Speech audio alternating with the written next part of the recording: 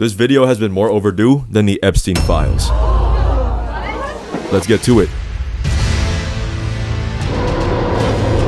Elden Ring has been out for almost 4 years now, which is insane, by the way. But what's even crazier to me is after all of this time, there's a part of the discussion that still has not been unlocked yet, and I'm here to change that. There's a mechanic that was integrated so subtle, yet so transparently, it became one of the greatest irritations expressed by players without actually ever directly calling it out. Have you ever fought a boss before and asked yourself, when is it my turn? Do something! Do something, Yeah, you know the feeling, bro. And it's completely reasonable. Minions, I present to you all the art of mix-ups. If you've played fighting games before, you might be familiar with the term, but this is a FromSoft game, not a fighter, so it is applied differently here. Traditionally, a mix-up in fighting games is a system in combat that gives the player a various set of attacks which stem from a few startup strings. Think of it like a tree. Every branch stems from a single limb. Each branch in combat requires a unique defensive response to counter. Failure to read the offensive variation and not executing the proper defensive action will lead to the player being punished. That's what inherently defines it as a mix-up. But how does that philosophy translate into the formula of a FromSoftware game? Let me show you a quick example. This is March 'em Down Margit. I'm sure you're well acquainted. This overhead swing is one of the many initiating attacks in his kit. He slams the ground, and that's usually all he does here. But what happens if I were to position myself further away while he initiates the same attack?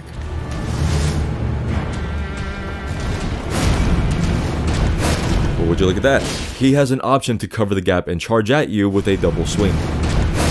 Hey, plot twist, guys. I lied. That's not a mix-up, but I wanted to show you that because it proves the existence of attack variations. It also shows that the boss is capable of having options based on scenarios.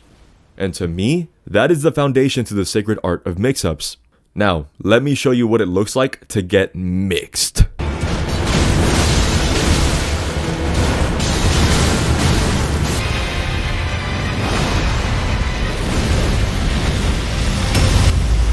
Listen, bro, trust me when I say, this system, it runs deep.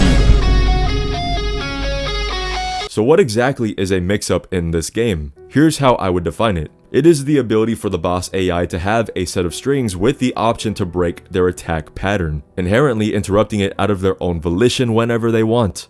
Many of these mixes can entail combo extensions, but a combo extension is not synonymous with mix-ups. Jev is actually the only other person to comment on its prevalence in a video he made recently. People get into this whole thing with all sorts of games too. It's not just RPGs. General combat, action combat, fighting games. People are always going for this whole like, oh, I'm gonna swing and now it's their turn to swing. Then it's my turn to swing, then it's their turn to swing. Oh, I dodged it, they whiffed, I'm gonna go for the whiff punish. Back and forth, and people get really comfortable with that. They can't seem to break out of that pattern. But the best way to go and break that for the player is to add a whole bunch of links to all of the characters' attacks. A bunch of extensions and links that they can do where every single attack doesn't look the exact same. They can add an extension onto it if you're standing within a certain range or do a certain action. And it's up to the player to be able to recognize that. I love boss fights like this. In this video, we're going to focus on only the bosses I discovered to have a heavy reliance of mix-ups in their kit through the lenses of our beloved test subject here, the Mix Master. By the end of this video, my personal goal is to educate you, my glorious viewer. Through this video, and by the end of it, you are going to have an understanding with how the system works, and its abstract presence within Elden Ring's overall discussion. To name a few, the biggest critiques of combat usually surround itself with arguments of input reading, or more precisely their animation reads, excessively aggressive bosses leaving no room for the player to actually engage with the fight. When in hindsight, mix-ups are really the puppet master here. At the end of the day, if you feel indifferent to this game's approach to combat, I'm not asking you to like it. I want you to have an understanding of it. Yes, I agree it's fundamentally flawed. You are essentially using the combative framework of a Dark Souls game, while the AI is now Maharaga by comparison. The result? Your engagement in combat is limited, caged in a unsuitable formula. More on that in a second. My desired method was to do a Rune Level 1 playthrough, and to simply bait and observe the extensive mix-up variations. I might even say this is my first genuine video essay and analysis, so please stay with me now and learn a little something. Please God, do not have the attention span of a JJK fan. Read, nigga, read! All of this said, I would love if you subbed up. and chimed in on the discussion of this video, because real talk, this took a lot of effort to make. Everything you'll see is ripped straight from my PS5 to my iPad. I don't have a PC, so there wasn't any mods used to make this whole process more conventional. So again, you know, for those with the tools at their disposal, please feel free to chime in and, you know, help construct further discoveries and insights about mix-ups. And I'll cut y'all a deal too. If this video performs well, I'll do a part 2 covering the DLC and its extreme levels of mixes and combo extensions presented there. Before diving in, there's a couple statements and prerequisites I have to establish. This video is in direct correlation to my second video ever on the channel, which basically kickstarted everything. So I gotta give y'all my thanks for that again. Honestly, I was pretty based in the tone I approached the video in, but how else was I gonna stir the pot in the community while making a statement and a name for myself? If you haven't watched it yet, well, 1, you should, and 2, there are 4 key elements from that video which are true and will be a prevalent part of today's analysis, given how crucial they are with mix-ups, timing, recovery windows, the neutral, and player positioning. Let me break it down for you. Timing is how the player must react based on the AI's offensive executions. This one is mostly universal when it comes to dodging in every game. Recovery windows is the amount of frames after the final attack a boss executes. The longer it is, the more opportune it would be for the player to inflict damage until the boss resets to a neutral stance. This is when you have the awkward standoff. The moment someone breaks the neutral to initiate an action, it's up to the player or the AI to have an immediate response. It's a simple concept, but I think this inside of the game's greatest deviation from its former titles. The game's AI is now capable of responding to the actions and especially mistakes of the player. In that video, I argue that Sekiro set the foundation to the shift in combat flow. For example, while we're both in neutral here, just because I can heal in front of Ishin doesn't mean I should. I created a window of opportunity for him. But if it happened in Elden Ring, apparently it's input reading and by extension, artificial difficulty. That's kind of a crazy double standard, no? Don't you get it? Your actions have consequences now. You see, longtime fans of the franchise got so conditioned to not being punished doing stuff like this. Essentially, the devs decided to finally give the AI a frontal lobe. And surface level, Elden Ring seems like a return to form when you put it next to an older title, when in reality it's a wolf in sheep's clothing. This shift caused for an uproar with divisive takes on Elden Ring's flow of combat, some of which I find to be entirely misguided, simply for the reason that nobody seems to consider the cause and effect mix-ups have. It's a complete oversight on the community's end. The combat used to be more reactionary, sure, but ever since the release of Sekiro, it focuses more on memorization and pattern recognition. It even extends itself out to Night Rain. You know this just as well as I do. If you react to a feint, you're getting roll baited and you're getting mollywopped. 1,000 gamers versus accountability. Are you gonna admit it was your fault, or sell a bag because you felt entitled? Bitch, I'd rather die! The fourth element in combat, which I'd argue is a principal one to consider, is player positioning. If you know where you should be positioned to optimize your output of attacks with the other 3 elements in the picture, positioning is everything and more than you think. It's also what dictates how a boss initiates certain attacks. This leads into the final and most unique introduction of combat in the franchise, mix-ups, or as I teased it at the end of that video, 50-50s, which my fault, that was a complete mislabeling of the system. If you've got more questions about the big 4 or still feeling clear to these systems, again, I suggest you check the video out. It was important for me to take this approach staying level 1 for this video because the truth is, the nuances to the former systems I mentioned and even mix-ups can be completely overlooked and negated the moment you play with summons or co-op. If you're not running the ones, well, you're not going to be forced to memorize attack patterns and there's a good chance you'll stomp on the boss without actually having learned anything. And listen, I'm not being a toxic dickhead, okay? I'm not judging how people should play the game. Engage in jolly cooperation, use your tools, use your summons. It's just that while these systems derive heavily from Sekiro as I mentioned, it's also why they work best there. You're working alone. There are no summons or anything of that nature, so everything you overcome in that game is because you learned, you memorized to a T, and most of all, you adapted. Now, let's follow the journey of our hero, the Mix Master. As we get this video started, I gotta show you guys my build, so first things first, I go and grab the Radahn Sword Seal. And since we're in K-Lid, I might as well get the Cragblade Ash of War, since this is gonna be a posture break focused run.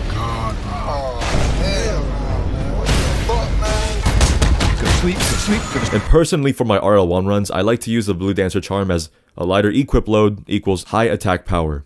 The weapon of choice for the majority of this run will be the Claymore. March him down, Margit.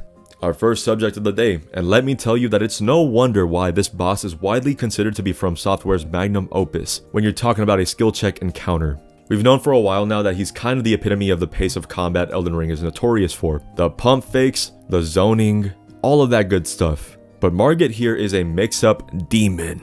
Let me show you a string of his that has 4 alternative versions, at least 4 that I noticed. The tell for this string initiator is the upward slash. Its standard execution will end with a downward slam, leaving him open to a large recovery window before he enters a neutral reset. There's even a small chance he does the upward slash without any continuation, and that seems to be more likely the case here because I was far more distanced. Here's what a third variation can look like.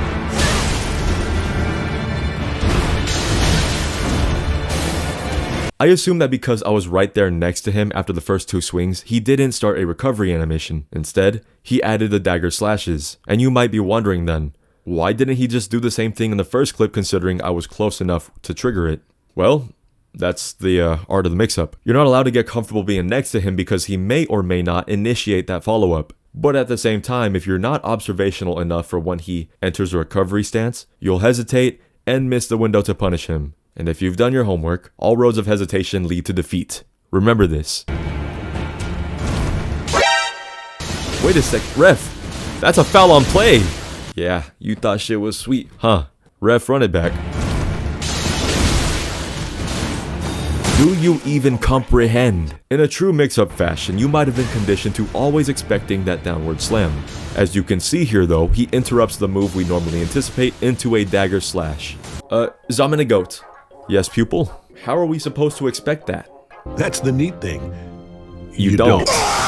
And that is the frustration every player will experience without actually ever understanding it. You gotta be ready for anything at all times because until you memorize the animation tells for every time a boss exposes their recovery window, you're gonna make the mistake of thinking it's your turn when in truth, March 'em down Margit is barely getting started.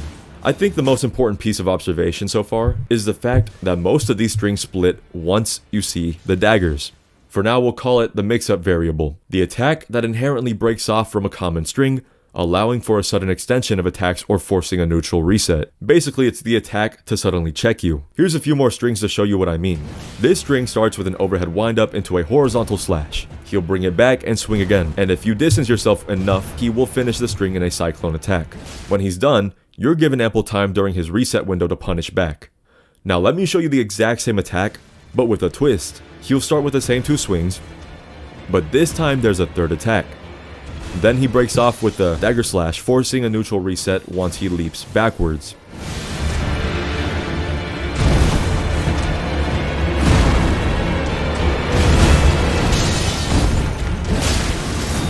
The last notable one I can mention is the regular dagger toss move we've all seen before. You'll mostly see it by itself just to zone check you if you're far enough, but sometimes he's also got the option to suddenly switch to it in the middle of a basic swing. He can even take it a step further by canceling the second dagger to execute a random basic attack. And that's exactly what these mix-up variables are. They're random. They remove the possibility of a recovery window, keeping the boss safe. Side by side, you can just tell Margit is free to do this almost any time he wants. And you as the player are expected to remember, the combat in this game is no longer linear like its predecessors. I think we've been here long enough to set the foundations as to what we're looking for throughout this journey, so after baiting out all the possible mixes I could find, it was time to say goodbye. Next dude we're talking about with some notable variation and mix-ups is Godrick the Golden. The first string I'm gonna cover is this set of hella delayed attacks.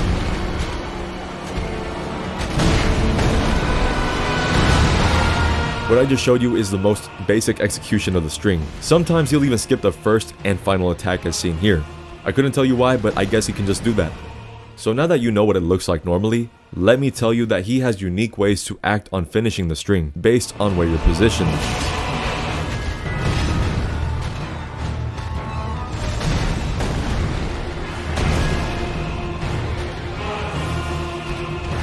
Now this looks kinda goofy considering I baited the attack, but normally if you're right next to him, maybe you think it's your turn, he will execute this absolute haymaker. Alright, this time, let me create a gap.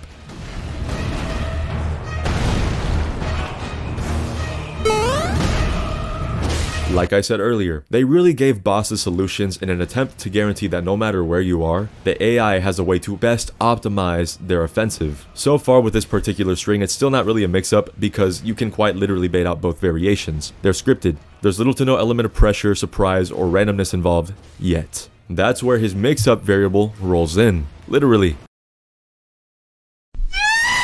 Like Margit's dagger attacks, Godrick's role is the mix-up variable here. It generally is a harmless repositioning move, except it's exactly what he uses in order to assume an offensive stance. Seamlessly, he integrates a part of the former combo string I just talked about. He can even re-stance into this wombo combo that you got no business being a part of. And yeah, I think that's about it. We're done here. Wrap it up.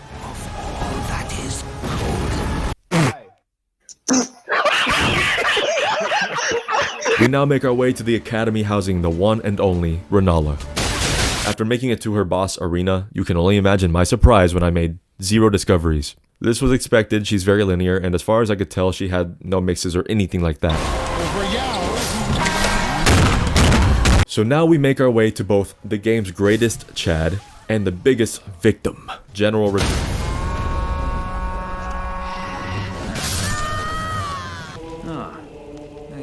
Radahn is actually a very linear boss too, believe it or not.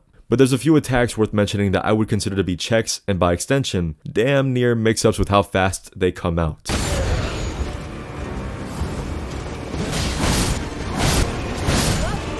This attack is definitely not a mix-up because it starts and ends with it alone, but it is worth noting that it happens so fast, like he will never do that unless if you're right there in his crotch munching on his That's how close you gotta be to him, and it's why I can't stress the importance of your positioning enough. But this second attack I'm gonna show you, I'd argue works as a mix-up. So usually if you're positioned slightly behind him, he can interrupt whatever basic attack he's doing and try to clear you out from beneath him. There's no telling when exactly he'll stop a basic combo to execute this, which is why I'd label it as a mix-up. Even more, after doing it, he'll restance immediately and begin another set of attacks. And that's exactly why that option is available for him to use against me. I have to anticipate the possibility that he can just mix into that, and at level 1 especially. That's all I can say for Radahn. Again, he's very linear and consistent all around. I won't hold you though. When the time came to put him down, look at this pump fake he hits me with, bro. He got me good. I won't even lie. But unfortunately for him, the Mix Master is like that. Now we make our way to the capital, home of the strongest mixer in history. Really makes you wonder who the strongest mixer of today is. Yeah, that's right. Hold your end of the deal, Brody. As we enter the great city, I think a Walmart would look good here. The next thing we gotta do on the list is play Bloodborne. Wait, what? So after beating Godfrey and getting the final talisman pouch, it's important that I get the axe talisman to complete my build for the playthrough. I did off-screen me getting the ritual sword talisman, so yeah, there's everything I have for the build. I even went on another expedition to start Millicent's questline. And dude, not even Bonnie Blue chokes this fucking hard. I suck ass. Me bomba! Of course. Fuck! I introduce to you March him down, Morgott. 1, 2, 3, 4. 1, 2, 3, 4. 1, 2, 3. No. Was I mixing or was I extending? I'd probably cite Morgott as the source for all mixes and combo extensions. This guy does not let up at all. And if you've watched previous video essays from other content creators, you'd know Morgott is balanced like basura. Somehow he can be the easiest boss considering how squishy he is for mid-game. Or he can be King Von. In level 1, I can clown him in less than 30 seconds. That's all I need. But when you sit back and you let him cook, or if your build isn't optimized enough for how he moves, he can become the hardest boss of the game. Yes, worse than Millennia and PCR. Every playthrough I've ever done, I treat this guy like absolute fodder. But now that I've replayed the game with the intention to observe the reaches of mix-ups and extensions, Morgott is that, bruh. I owe you an apology. I wasn't familiar with your game. Every other attack he throws out can be considered a mix-up variable. From his offensive repositioning lunge, the holy spears, the daggers, even some basic attacks. He can start with one, and use the others to restance and mix a combo into an extension. I'm willing to say Morgott is the most aggressive boss in the base game, and I want to show you what I mean by this. This is the most basic presentation I can show you because this rabbit hole goes deep. Peep game. He throws the daggers. He initiates a lunge. Alright, boom. And not a moment of hesitation. And he restances to throw a spear at me. And despite all of that distance, you think he's done? No. In less than 20 seconds of this sequence, he shows me a couple more mixes that start with the daggers. I peep this. That's one. That's 2 sets this time. Pulls out the spear and finishes with an overhead attack. Let it be known, that final attack has one of the longest recovery windows, so you cannot miss your opportunity there. Last one in the sequence, 1 set of daggers, the reposition lunge, into a wombo combo. Here's what it looks like up close when I had the intention to actually punish the repositioning lunge.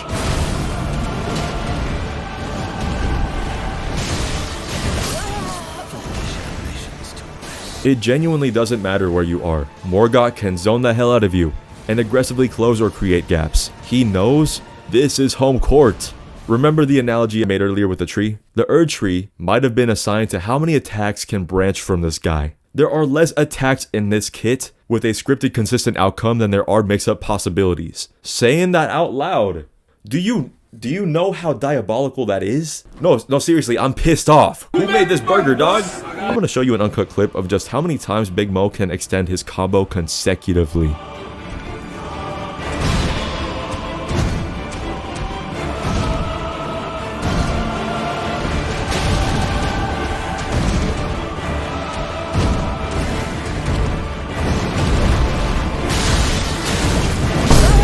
And here's another clip with a set of extensions and mix-ups. If I was further away from him doing this attack, there's a chance he'd mix into something to deal with the gap.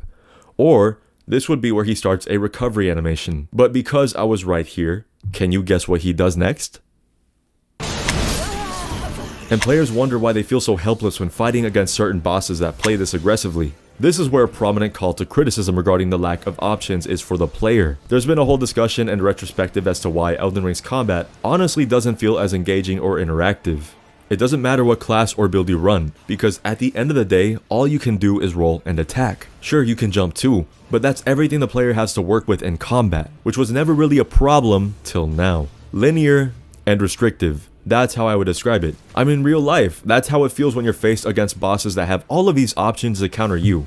But don't get it twisted either. The introduction of mix-ups and combo extensions isn't inherently the problem at all. It stems from the lack of systems and abilities for the player to use in combat. There is no player expression. I personally love the fact that enemy AI can and has this intuitive level of depth. Maybe for some it feels like a chore or homework to remember some of this like attack combos and strings, but for me I love the competence it demands. On a fundamental level, this means you have to remember the functionality of boss encounters, but when you bring this combat design philosophy from Sekiro and place it into a Dark Souls game, it can suck.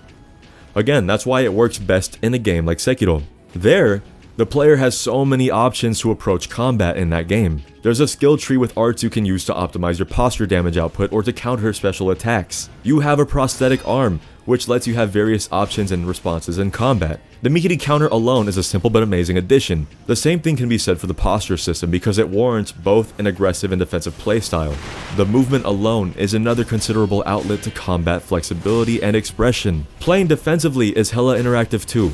Would you rather be rolling around waiting for your turn, or deflecting every blow dealt to you as you build up the posture bar? That is how you make an engaging experience, without lobotomizing the difficulty. Ultimately, Elden Ring is an amalgamation of what made the older titles great, but at the same time, it's an example of what happens if you kept the playstyle of the classics while juicing the AI and giving them roots to work with, and by extension, advantages over player limitations. That's not fun, but if there were systems to bring more combative options to the player in this game to match the bosses, I promise you there'd be less of a sentiment over how lacking player expression feels in this game. Less people would be overwhelmed by the aggressive nature of boss encounters.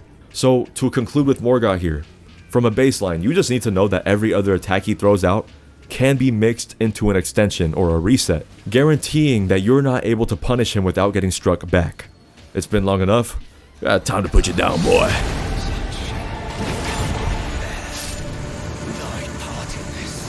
Snack break. Marika's tits. What are you looking at?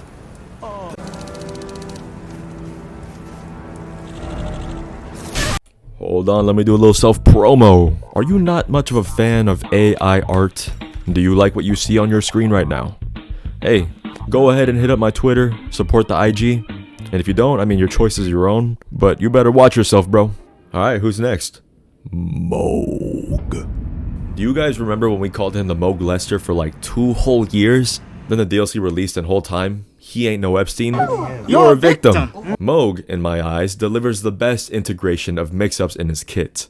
He's not a nuisance or aggressive about it, he's fair. By default, his boss fight pertains of really well telegraphed attacks as he slowly hurls his trident around. Because of this, he's got a lot of punishable windows, and they're pretty diverse for both ranged and melee players. The only melee attack of his that comes out almost instantaneously is when he slams the trident into the ground. This is one of those attacks which can happen as a check if you're next to him. Much like Radahn's check that I mentioned earlier, Mohg can interrupt a basic string and do this if you stay right next to him in between a combo. The only difference here is that it is punishable and not utilized to force an instant reset. Mohg's true mix-up variables, however, are all of his blood flame incantations. Take note, okay? This really wide swing into a horizontal sweep is how he starts almost all of his melee attacks. If he doesn't mix, it'll always be this basic 3-piece. I'm gonna show you this 25-second clip now in whole, and I'm gonna give you a pop quiz. Here's your prompt. Don't account for extensions, only for when he starts a new string. Here's your question. Does he begin every string with the same singular attack? Yes or no?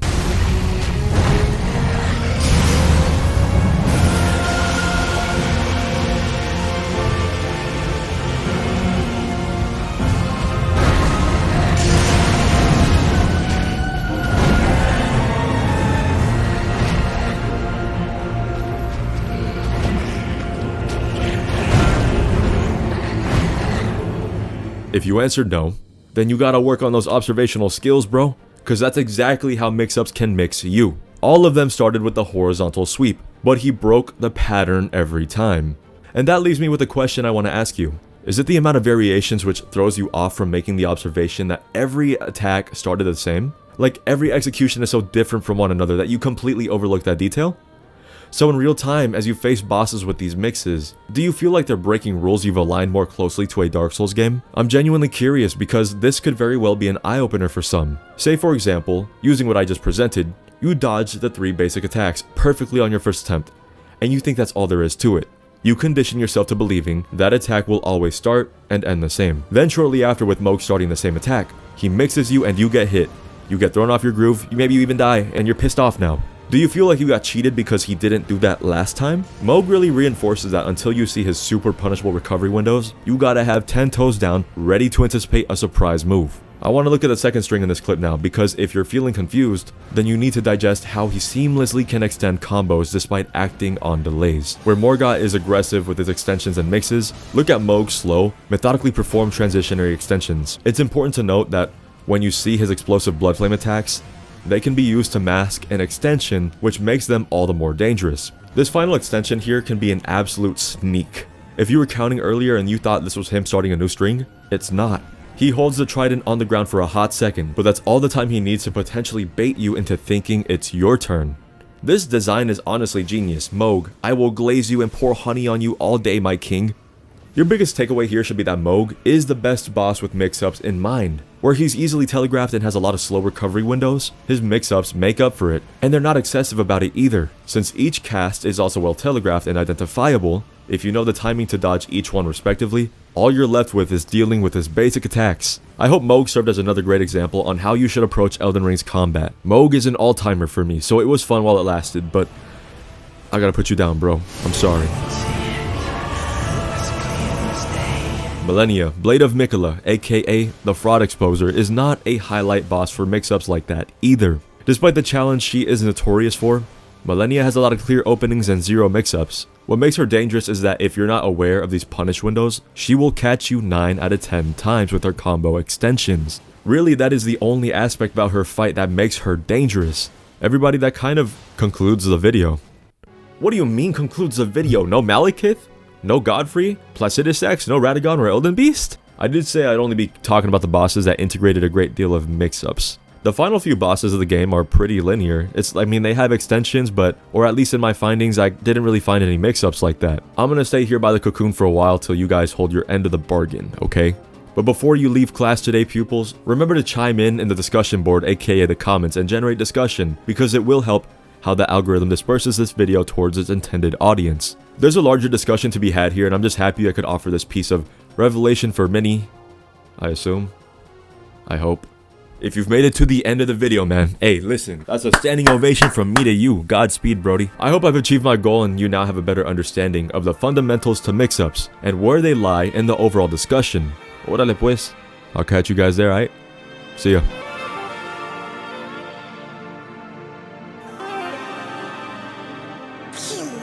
Hey!